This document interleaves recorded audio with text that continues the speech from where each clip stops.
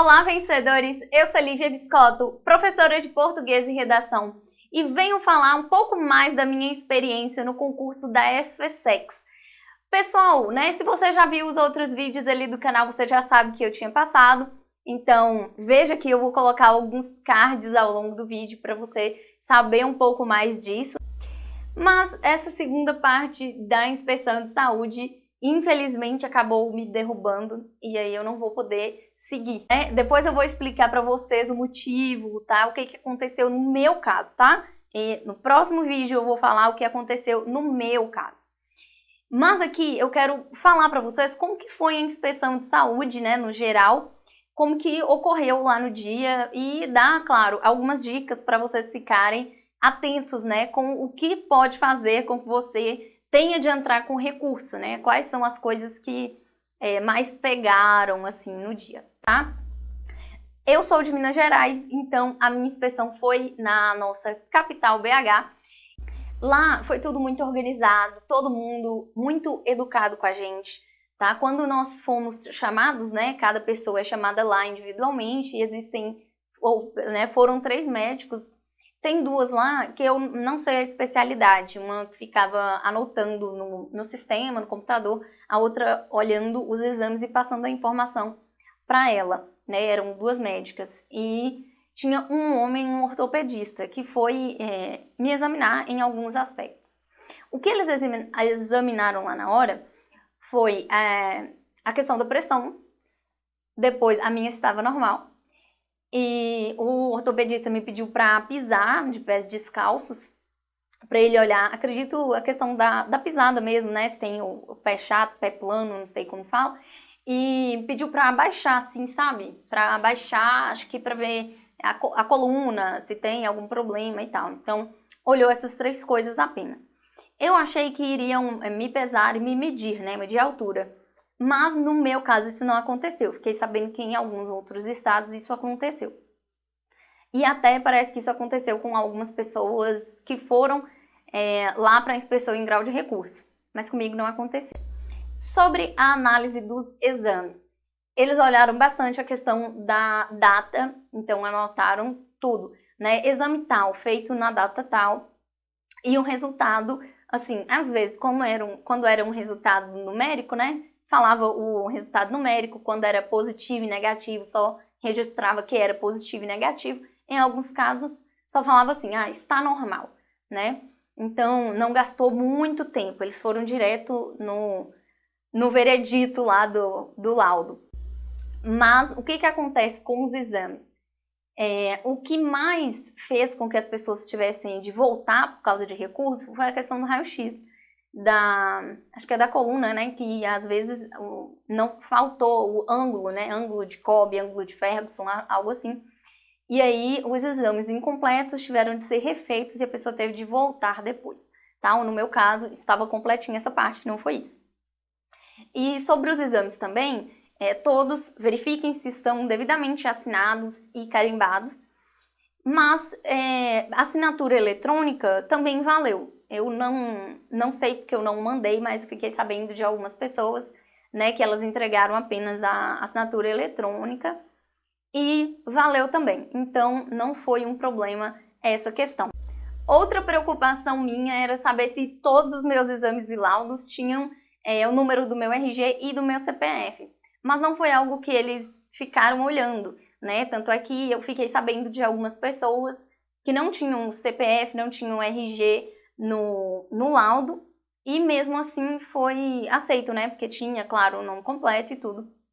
Então, não ficaram olhando esse detalhe. Outra preocupação minha, questão dos óculos, a questão de grau e etc. Eles não ficaram muito tempo olhando isso também, Só olharam, no meu caso, a miopia e astigmatismo. Anotaram que é miopia e astigmatismo e olharam a conduta médica, Que no meu caso é uso de óculos. E aí anotaram que é uso de óculos e não era uma coisa grave assim. Eles olharam esse resultado, esse parecer do médico, mas eu tava achando até que ia fazer o teste de novo. Eu achei que tinha aquela maquininha, aquele aparelho pra gente fazer o teste de visão lá, De tão preocupada que eu estava. Eu achei que teria. E não, eles olharam o laudo mesmo, tá? Outra parte, a questão do dentista. E lá ele olha a nossa boca, né? Acho que só para verificar se os dentes estão lá mesmo, não é uma coisa muito demorada.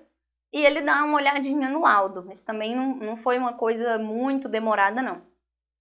Uma preocupação que eu tinha, né, no raio-x, no laudo.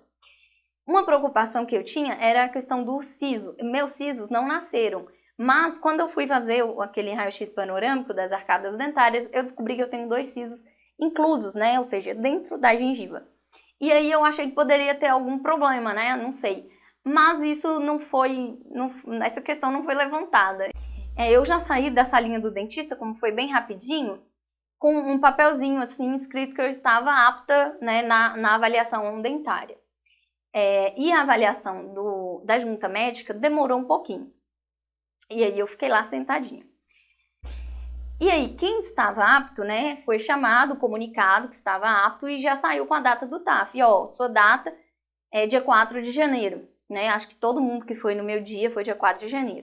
No meu caso, né, me chamaram com todo o jeitinho do mundo, assim, de forma bem respeitosa, para dizer que eu fui inapta e para me dizer como que eu faria para apresentar o recurso, né? O tenente que me orientou já me passou um papelzinho, né, para o requerimento que já tem o texto, é só para a gente completar com as nossas informações pessoais pedindo o recurso. E aí depois eu fico esperando receber um e-mail com as informações, né, de qual será a data que eu tinha que voltar lá para apresentar outros documentos, né, um relatório que estava faltando. No final, mesmo em grau de recurso, eu não fui aceita, eu fui considerada inapta, mas foi uma raridade, sabe? A maioria das pessoas foi considerada apta. No meu dia, eu acredito que só eu e mais 1 ou 2 pessoas que tivemos de entrar com recurso, e das que entraram com recurso, só eu que fui inapta. Então, não precisem se desesperar, não é algo tão comum assim, né? O meu caso é uma particularidade que eu vou explicar depois, né? Provavelmente na semana que vem eu vou postar um vídeo para explicar melhor de verdade. Mas, no geral, foi tranquilo, eu achei um ambiente muito acolhedor. Claro que a gente fica um pouquinho ansioso, né? E tem que tomar cuidado com essa questão de pressão, porque lá quando eles medem, a minha pressão deu normal, 12/8. Mas se a sua pressão ficar, né, for uma pressão alta no dia, você precisará entrar com recurso para depois apresentar um mapa, né, para comprovar que você não tem problema de pressão, que foi uma questão de ansiedade no dia, e eles vão medir de novo lá para ver se a pressão dá normal, dá mais baixinha.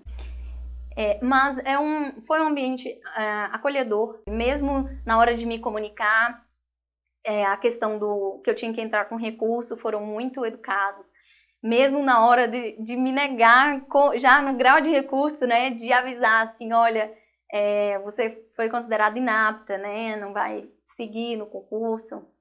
Mesmo nesse momento, não foi desesperador, não foi uma coisa muito, muito rígida, enfim, eu gostei muito, eles foram muito respeitosos com todo mundo, e enfim, eu, apesar disso, me senti muito bem lá, e agradeço por tudo, foi uma experiência maravilhosa ter estado até agora.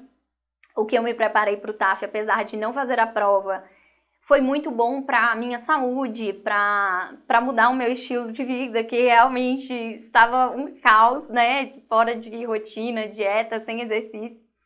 Então, eu aprendi muito, vivi demais essa experiência. Com certeza faria tudo de novo, inúmeras vezes, mesmo sabendo que eu não chegaria ao final. Foi muito bom mesmo, tá? Não me arrependo de nada e gostei demais, tá? Então, para não ficar um vídeo muito grande, conto o meu motivo no próximo vídeo aqui no canal. Espero que você acompanhe, né, e entenda melhor o que aconteceu. Muito obrigada por ter assistido até aqui. Não se esqueça de ver os outros vídeos, né, que eu falo também sobre a prova, né, sobre como foi um pouquinho dos meus estudos, algumas dicas aí para vocês. Aguardo você no próximo vídeo e até mais!